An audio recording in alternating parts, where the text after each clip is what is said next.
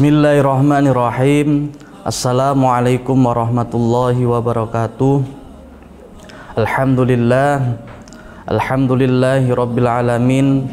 Wassalatu wassalamu ala asrafil anbiya'i wal mursalin wa ala alihi washabihi ajma'in. Wa qala Allah ta'ala fil Qur'anil azim, a'udzu billahi minasyaitonir rajim. Bismillahirrahmanirrahim. Ya ayyuhalladzina amanu kutiba alaikumussyam kama kutiba alal ladzina min qablikum la'allakum tattaqun. Jamaah kalam hati yang selalu dirahmati oleh Allah Subhanahu wa taala, alhamdulillahi rabbil alamin. Kita semuanya dipertemukan di bulan yang penuh barokah ini. Kita semuanya dipertemukan di bulan yang suci ini, yakni bulan Ramadan. Alhamdulillah, patutnya kita mengucapkan kalimat hamdalah. Karena apa? Segala puji milik Allah. Ketika kita dipertemukan di bulan Ramadan, kita diwajibkan untuk menjalankan puasa Ramadan. Ketika kita diwajibkan puasa Ramadan, salah satunya kita harus memenuhi syarat. Syarat yang pertama adalah ya ayyuhalladzina amanu, wahai orang yang beriman, yang percaya kepada Allah Subhanahu wa taala, yang percaya kepada Nabi Muhammad sallallahu alaihi wasallam.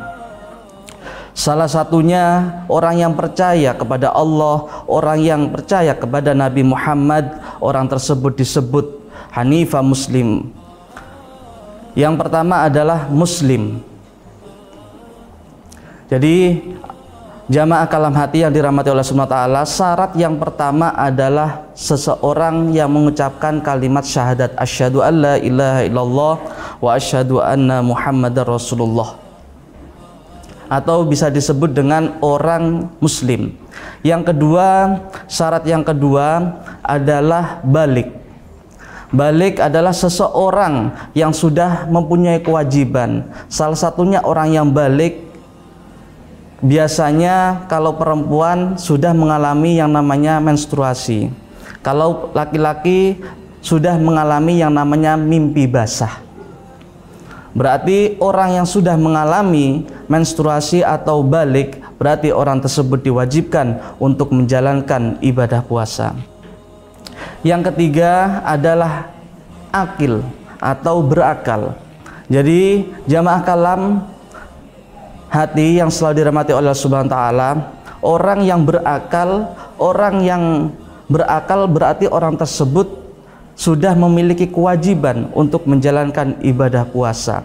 Ada orang yang sudah balik, ada orang yang sudah menstruasi tapi akalnya kurang, tapi memiliki kekurangan, akalnya tidak mampu, atau mohon maaf bisa disebut dengan inklusi atau yang memiliki kebutuhan khusus. Jadi jamaah kalam hati yang selalu dirahmati oleh Allah Subhanahu wa taala, ketika ada yang kebutuhan khusus atau inklusi, kita semuanya jangan sampai menghinanya. Karena apa? Orang tersebut ketika meninggal dunia tanpa ada hisab dari Allah Subhanahu wa taala. Terus yang terakhir, yang keempat adalah mampu. Di dalam surat Al-Baqarah ayat 184 bahwasannya orang yang tidak mampu untuk menjalankan puasa itu ada tiga.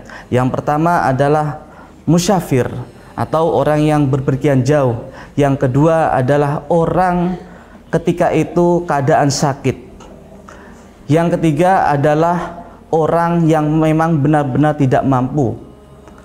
Bagaimana ketika ada salah satu orang yang musyafir atau orang yang sakit ketika tidak menjalankan puasa? Berarti orang tersebut harus mengqadhanya di hari yang lain. Kalau orang yang benar-benar tidak mampu atau sudah tua, tidak mampu untuk menjalankan ibadah puasa, berarti orang tersebut harus membayar fidyah kepada orang fakir miskin. Jamaah kalam hati yang dirahmati oleh Allah Subhanahu wa taala, itulah 4 syarat yang kita diwajibkan untuk menjalankan ibadah puasa. Yang pertama tadi adalah orang yang muslim, yang kedua adalah orang yang sudah balik, yang ketiga adalah orang yang berakal, yang keempat adalah orang yang mampu. Ketika kita diwajibkan untuk menjalankan puasa, yang pertama dalam rukun puasa adalah niat. Niat menjadi kewajiban kita untuk menjalankan ibadah puasa yang berbunyi Bismillahirrahmanirrahim, nawaitu shauma godin an adai fardis syahri ramadhani hadis sanati fardholillahi ta'ala. Niat saya menjalankan puasa fardu karena Allah Ta'ala. Jadi jamaah kalam hati yang selalu dirahmati oleh Subhanahu wa Ta'ala, kapankah niat kita ketika menjalankan ibadah puasa? Kita niat menjalankan ibadah puasa ketika malam hari, ba'da sholat maghrib hingga terbitnya fajar. Yang kedua adalah mampu. Yang kedua adalah mampu menahan diri yang membatalkan puasa. Salah satunya apa yang membatalkan puasa? Minum dengan sengaja, makan dengan sengaja, atau melakukan hubungan suami istri, atau yang membatalkan puasa.